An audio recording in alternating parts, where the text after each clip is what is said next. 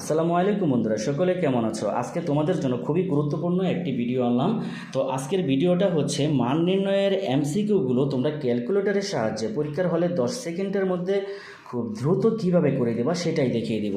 তো চলো বন্ধুরা দেখিয়ে দিচ্ছি। প্রথমে দেখতে পাচ্ছ এক্স প্লাস 1/x সমান 3 হলে এক্স স্কোয়ার প্লাস 1/x স্কোয়ারের মান কত, এখানে কোনটা হবে?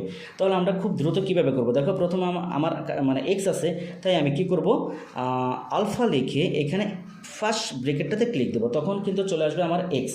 তারপরে কি আছে প্লাস, আমি প্লাস চিহ্নটাতে ক্লিক দেবো। তারপরে 1/x আছে, তাহলে আমি লিখবো 1 ভাগ, আবার আলফা লিখে এক্সটাতে ক্লিক দিবা, তখন চলে আসবে। তারপর একটা সমান আছে, সমান লেখার জন্য আলফা লিখে ক্যালসিতে ক্লিক দিবা, তখন তারপরে সমানটা চলে আসার পরে 3 ক্লিক দিবা, যে মানটা দেওয়া থাকবে আর কি, 3 দিলা। তো 3 দেওয়ার পরে এইখানে শিফট ক্যালকুলেটটা 2বার চাপ দিবা, শিফট ক্যালকুলেট, তখন সমান দিয়ে এইরকম একটা মান আসবে। এই অবস্থায় থাকা অবস্থায় তোমরা এই মানটাকে আবার তুলবা কীভাবে, সেমভাবে তোলো। আলফা লেখে এক্সটাতে ক্লিক দাও, এই এক্সটাতে ক্লিক দিবা, তারপর আমার স্কোয়ার রয়েছে, তখন আমি যে স্কোয়ারটাতে ক্লিক দিব, তখন আবার প্লাস রয়েছে, আবার আমি প্লাসটাতে ক্লিক দিব।